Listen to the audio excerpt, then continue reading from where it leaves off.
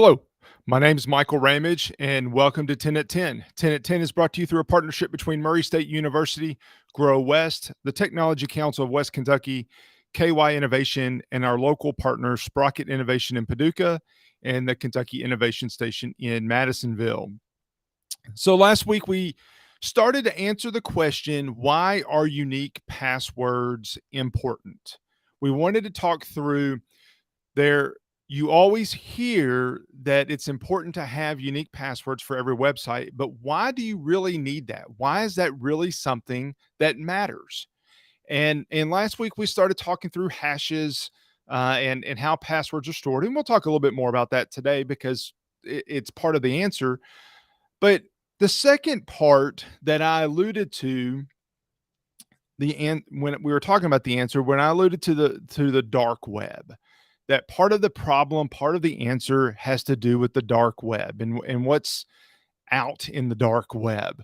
Well, so let's talk about that a little bit more today, if we can, about what the dark web is and why that matters. And so first, before, I mean, you've heard probably on the news in a very sensational way the word the dark web or the deep web. And what is that? So there's a lot of graphics out there about how to represent those different areas. And the first part is the very top of this. It's like an iceberg. It is. The surface web, which is what most of us use, is only the tip of the iceberg. So the surface web is Google, is Yahoo, is CNN.com, is Wikipedia, is ESPN.com. It's those websites that we type into our browser and we go directly to.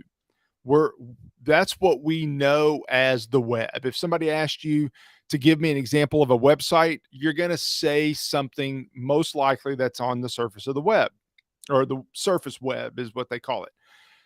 The next layer down below the surface is the deep web.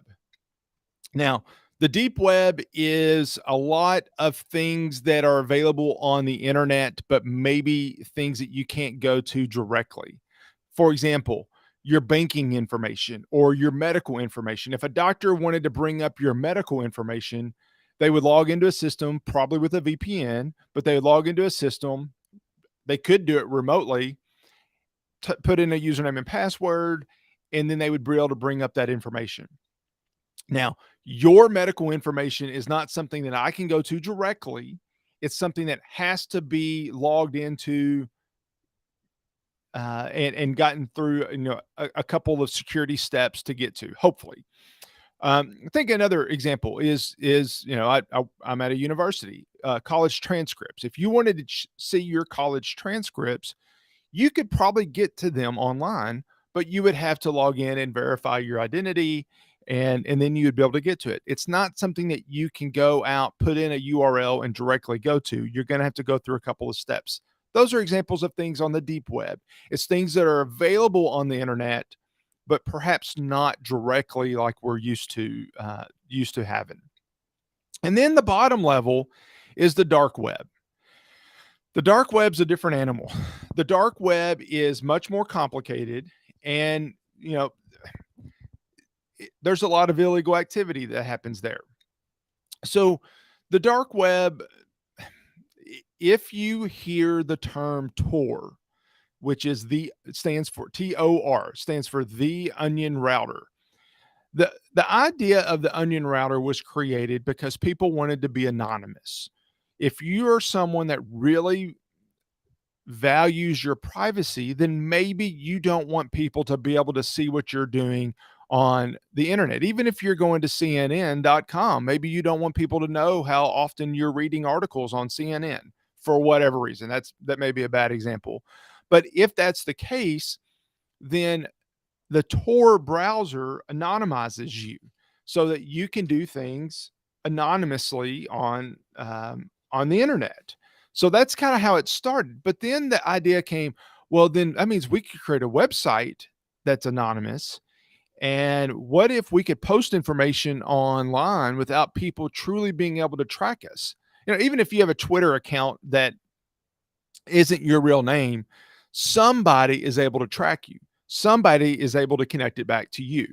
It might require some support from from Twitter to do that, but you can do it. It can work. You can. Something that can be accomplished. The idea is that we want to be completely anonymous. We don't want anybody to be able to do us, to see us. So that's how the idea of the Onion Router started. Then these websites started to pop up. Well, anywhere where there's the potential for harm, the potential for somebody to have evil intent, it's going to happen. And that's what happened with the dark web. So then people started realizing, well, maybe I could sell things instead of selling drugs on the street corner. I could sell drugs online, but only if there's a way for you to pay for it without it being traced back to you. Well, cryptocurrency, blockchaining came along, and it became a way for people to buy things online in an anonymous way. Again, the idea behind cryptocurrency is not illegal. It's not a bad idea, but it became something that bad people could exploit.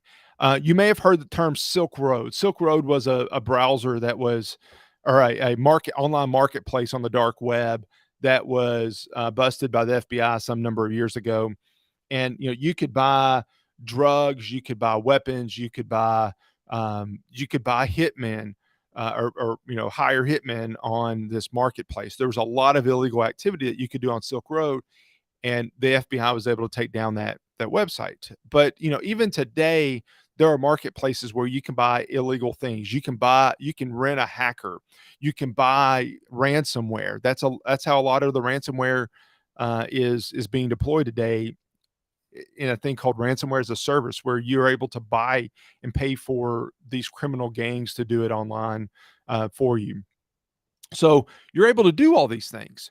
So I go back to this idea of our passwords, that passwords are stored in a hash function. Every unique password has a unique hash. But if you create the same password on two different sites, it's going to produce the same hash, assuming you're using the same hashing algorithm and all of that. So unique passwords are important. Hard to guess passwords are just as important. And um, and here's why: is that the website or the system that you're logging into is probably not storing your password as a password. It's storing it as a hash. It's not clear text. It's storing it as a hash. And as long as nobody ever guesses your password and username combination, you're good. But what if Facebook gets hacked and you're using the same password in Facebook that you are for your bank? Well, now there's the potential that somebody could take that password in one place and go and use it in another place. Well, that's what people do. So this is a table of some compromised passwords that was offered as a service on the dark web. There's tables. There's 42. In this example, there's 42,000 accounts that were compromised. And all of these passwords, if you'll notice, the first column is an ID, and then the second column is a password that's stored in the form of a hash. And then it's got the name, the email, if there's one, and then they were able to convert that hash to a clear text password using brute force or some other method. So now what happens is that if your password is the same as one of these databases, then if you have the same email address, which you probably do, and the same password, now they have your credentials from Facebook that they can then go over and use on your bank account if it's the same username and password. So what all of this means is that your password, if it's compromised in any system ever, and you're still using that password somewhere else, now you can be compromised because they don't have to figure out what your password is. They have the hash of your password. And let me tell you, what these threat actors are doing today is they're immediately running it through this. And if any of them ding, if any of them match, then they're going to go try that. That's what they're doing. That it is easy to do that. Matter of fact, there's even some automated ways that these threat actors are able to do that. So again, I go back. The point of all of this is that you need to have unique passwords. You need to have strong passwords. You need to have unique passwords. You need to have passwords that um, nobody's going to be able to guess. And if it gets compromised on one site, on one system, that it doesn't compromise you on another system. I know that sounds like a lot of work, and frankly, it is a lot of work, but it is really important that we do that. It is really important that we keep in mind that this is the way that these folks are operating, and that if we want to keep ourselves safe in cyberspace, having unique, strong passwords is really, really important for us to do that.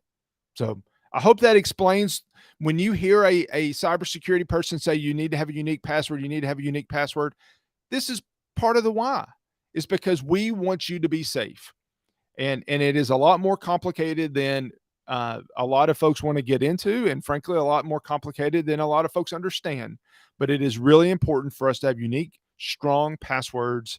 It's our first line of defense. It's the easiest thing for us to do, but it's a really hard thing for us to want to do. So I hope that helps a little bit. If you have questions on that, please don't hesitate to let me know. My contact information will come up at the end.